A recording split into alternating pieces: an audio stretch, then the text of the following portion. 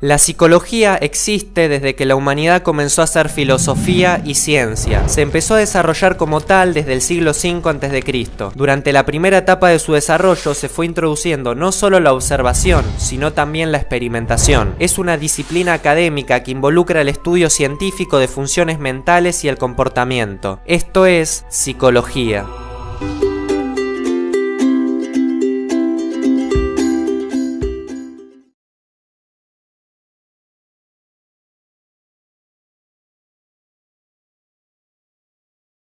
Buenas tardes, mi nombre es Patricia Valencia. Sigo la carrera de psicopedagogía. Eh, Hoy vamos a hablar sobre la biografía de Sigmund Freud y sus tres periodos. Vamos a hablar un poquito más de Sigmund Freud. Sigmund Freud fue un médico neurólogo y psicoanalista austriaco, nacido en Freiberg, Moravia, el 6 de mayo de 1856 y su muerte el 23 de septiembre de 1939 en Londres. Creador del psicoanálisis, está considerado como uno de los psicólogos más influyentes no solo de su época, sino de toda la historia del pensamiento. Creado en el seno de una familia judía, a los 4 años se trasladó a Viena, donde transcurrió su vida hasta 1937, 2 años antes de su muerte. En esta fecha tuvo que salir de Austria por la invasión nazi y refugiarse en Londres, donde murió víctima de un cáncer de mandíbula. Eh, bueno, Desde joven sintió la vocación de investigador, concretante por todo lo realizado con la fisiología. Estudió medicina, biología en la Universidad de Viena y se especializó en neurología clínica. En 1885 pasó un año en París en el Hospital de Salpêtrière, donde trabajó con Charcot, momento en que su carrera dio un giro total y comenzó a interesarse por el psiquismo humano. Y bueno, Charcot estaba trabajando en las enfermedades nerviosas funcionales, especialmente en la histeria, a través de tratamientos hipnóticos. En 1889, ya en Viena de nuevo, colabora por primera vez en Breuner, médico de bienes, que trabajaba en la misma línea que Charlotte. En 1896 y 1900 elaborar un método y los conceptos básicos del psicoanálisis. Posteriormente aplica sus teorías psicoanalíticas a la interpretación global de la personalidad en 1911.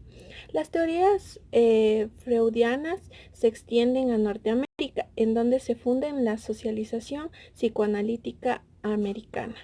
Poco antes de su muerte, fue nombrado en Londres miembro extranjero de Royal.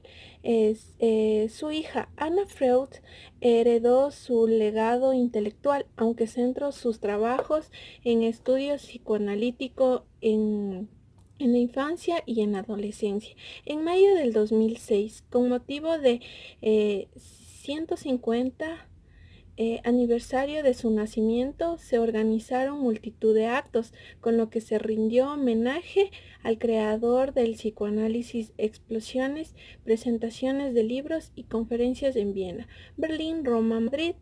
En Londres o Nueva York tuvieron como protagonista su figura. Un poco de su teoría también. Freud no pretendía crear una teoría psicológica completa, pero llegó a elaborar un sistema que explicaba la psicología del hombre en su totalidad. Comenzó estudiando el trastorno mental y luego se preguntó ¿por qué sus causas?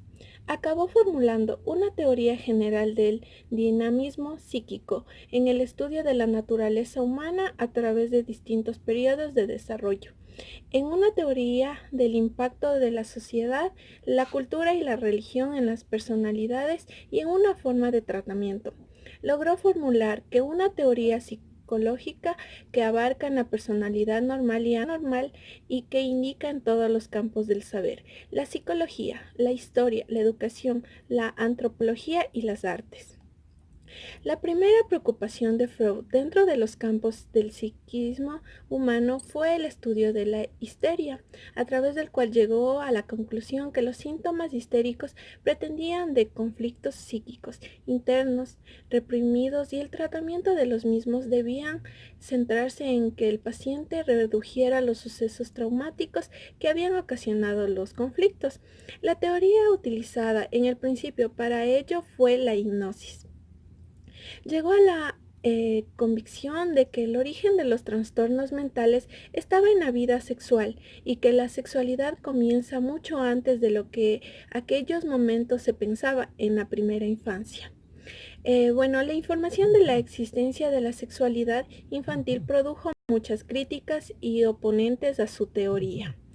Más tarde introduce otra técnica del tratamiento, la asociación libre. El principio era paralela al uso de la hipnosis, pero esta última técnica la acaba desechando por considerar menos su afectividad.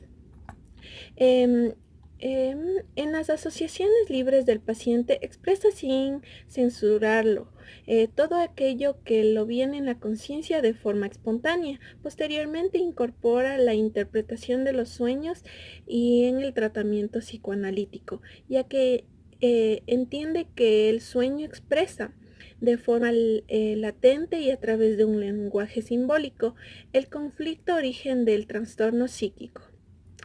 La interpretación de los sueños es una ardua tarea en la que el terapeuta ha de vencer las resistencias que le lleva al paciente a causar su trauma como forma de defensa.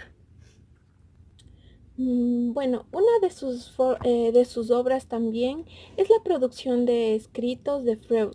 Fue muy amplia. Entre sus obras destacan estudios sobre la histeria en 1895, la interpretación de los sueños, 1900, la psicopatología de la vida cotidiana, y 1904, tres ensayos sobre la vida sexual, 1905, el chiste y su relación con el inconsciente, 1905, Totem y Tabú, 1912 a 1913, lecciones introductorias del psicoanálisis, 1992, más allá del principio del placer, 1922, nuevas lecciones del psicoanálisis, 1933, invicción, síntoma y angustia, 1936, y Moisés y la religión monotista, 1337, 1339. A continuación vamos a hablar sobre las tres etapas de Sigmund Freud. Aquí entraría lo que es la inconsciente. Es todo aquello de lo que nos damos cuenta: las percepciones, presentes, memorias, pensamientos, fantasías y sentimientos. Se refiere a aquellos recuerdos que no están disponibles en el momento, pero que somos capaces de entrar a la conciencia. Incluye todas aquellas cosas que no son accesibles a nuestra conciencia, tales como nuestros impulsos o instintos, así como otras que no podríamos tolerar en nuestra mente consciente, tales como las emociones asociadas a los traumas. Las partes de nuestra mente que son conscientes, inconscientes y preconscientes. También el ello. El sistema nervioso como ello traduce las necesidades del cuerpo a fuerza motivacionales llamadas pulsiones. Freud también lo llamó deseos. El super yo. Hay dos aspectos del super yo: la conciencia, constituida por la interrelación de los castigos y advertencias; el ideal del yo, el cual deriva de las recompensas y modelos positivos presentados al niño. El yo, la realidad a través de su conciencia, buscando objetivos para satisfacer los deseos en el ello, ya creado para representarles necesidades orgánicas. Esta actividad de búsqueda de soluciones está llamada el proceso secundario. el ello, el superyo y el yo. Vamos a hablar sobre las tres etapas de Sigmund Freud. Bueno, aquí entraría lo que es la inconsciente. Es todo aquello de lo que nos damos cuenta, las percepciones, presentes, memorias, pensamientos, fantasías y sentimientos. Se refiere a aquellos recuerdos que no están disponibles en el momento, pero que somos capaces de entrar a la conciencia. Bueno, incluye todas aquellas cosas que no son accesibles a nuestra conciencia, tales como nuestros impulsos o instintos, así como otras que no podríamos tolerar en nuestra mente consciente, tales como las emociones asociadas a los traumas. Las partes de nuestra mente que son conscientes, inconscientes y preconscientes. Bueno, también el ello. El sistema nervioso como ello traduce las necesidades del cuerpo a fuerza motivacionales llamadas pulsiones. Freud también lo llamó deseos. Bueno, el super yo. Hay dos aspectos del super yo. La conciencia, constituida por la interrelación de los castigos y advertencias. El ideal del yo, el cual deriva de las recompensas y modelos positivos presentados al niño. Bueno, el yo, la realidad a través de su conciencia, buscando objetivos para satisfacer los deseos en el ello, ya creado para representarles necesidades orgánicas. Esta actividad de búsqueda de soluciones está llamada el proceso secundario. El ello, el superyo y el yo. Sobre unas pocas características de la conciencia también. Respeta las leyes lógicas y cronológicas de la temporalidad, predomina el principio de la realidad, también predomina la lógica. Bueno, vamos a hablar del segundo, que es el preconsciente. Es el nivel más cercano a la conciencia. Dispone cierta movilidad, está formado por sentimientos, pensamientos, fantasías, vivencias, etc. Este nivel funciona al igual que el consciente, respondiendo al principio de la realidad y de las leyes lógicas. Bueno, a continuación vamos a hablar ahora del del tercer periodo, que es el inconsciente. Bueno, el inconsciente es el nivel donde se encuentran todos los contenidos emocionales, deseos, vivencias, conflictos. También reprime y pertenece culto en este nivel. La intensidad que posee produce displacer, sufrimiento a la persona. Bueno, características, modos de funcionamiento del inconsciente. Es temporal, se rige por procesos primarios, predomina el principio del placer. Bueno, también es atemporal. Es decir, que este nivel consiste en diferentes ideas sin importar el orden cronológico. Por ejemplo, deseos infantiles junto a deseos de adultos y los mismos que se mezclan todo el tiempo. Bueno, el otro, hay presencia de contradicciones, los deseos o sentimientos pueden existir sin que resulte conflictivo. Por ejemplo, una mujer sueña con que entra a un lugar hermoso, armónico, iluminado, donde todo está en orden. Bueno, también vamos a predominar el principio del placer. La realidad, el deseo psíquico interno. Está la búsqueda del placer inmediato sin ninguna censura a la prohibición. También se rige por el proceso primario. El inconsciente funciona a través de dos mecanismos. Es gracias a esto que puede algunos contenidos emerger a la conciencia a través del sueño. El mecanismo del desplazamiento funciona como su nombre lo indica, desplazando ideas o sentimientos para que no resulte conflictivos.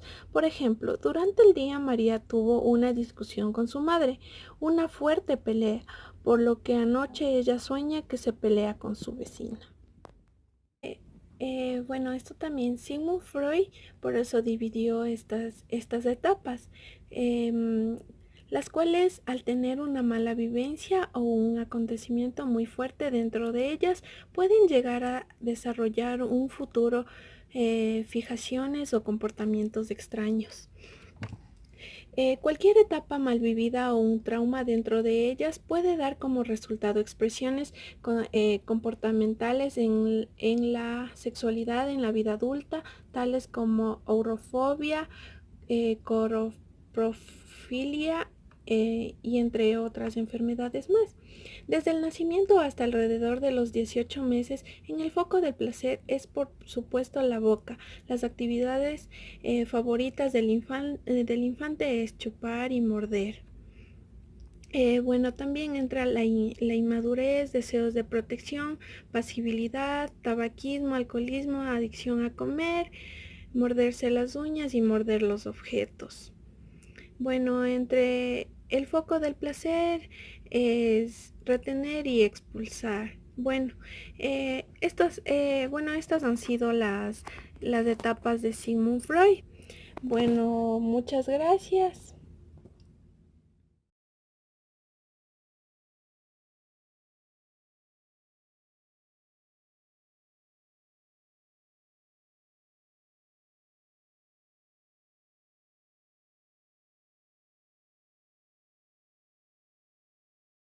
A mitad de la carrera, tomó la determinación de dedicarse a la investigación biológica y de 1876 a 1882 trabajó en el laboratorio del fisiólogo Ernest Boyd-Brooke, interesándose en algunas estructuras nerviosas de los animales y en la anatomía del cerebro humano. Sin ninguna vocación por el ejercicio de la medicina general, resolvió, sin embargo, adquirir la experiencia clínica necesaria para alcanzar su cierto prestigio. Desde julio de 1882 hasta agosto de 1885 trabajó como residente de diversos departamentos del Hospital General de Viena, decidido a especializarse en neuropatología.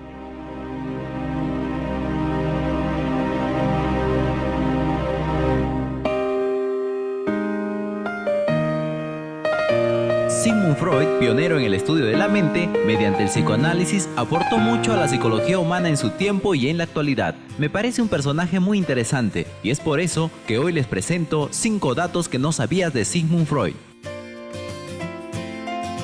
Número 5. Perseguido por los nazis. Nació en una familia judía, por tanto, fue perseguido por los nazis teniendo que ocultarse en París y Londres. Sus libros fueron quemados en gigantescas hogueras. Número 4. Enamorado obstinado. Cuando conoció a Marta, su futura esposa, no poseía gran fortuna, y ahí es cuando empieza a interesarle la medicina y estudió por 3 años en Viena, y luego de 4 años pudo casarse con Marta, llegó a ser médico por amor. Número 3. Fumador. Se sabe que fumó desde los 20 años hasta el día de su muerte. Producto de su adicción por el tabaco y cigarrillos, tuvo cáncer a la boca al grado que tuvieron que extirparle parte de su mandíbula y aún así jamás dejó de fumar. Número 2. Suicidio asistido. Se dice que Freud recurrió a su amigo el Dr. Max Schur, a quien le pidió que no lo dejara sufrir más, ya que su enfermedad de cáncer a la boca le provocaba un gran sufrimiento. Con el permiso de su hija, en la medianoche del 23 de septiembre de 1939, el Dr. Max procedió y le inyectó una dosis mortal de morfina. Número 1. Intentaron robarlo después de muerto. Cuando Freud murió, sus restos fueron cremados y puestos en una urna de la antigua Grecia, regalo de Marie Bonaparte. Al igual que su esposa, el año pasado intentaron robar la urna. Sin éxito, lo único que consiguieron fue dañar la urna de más de 2000 años.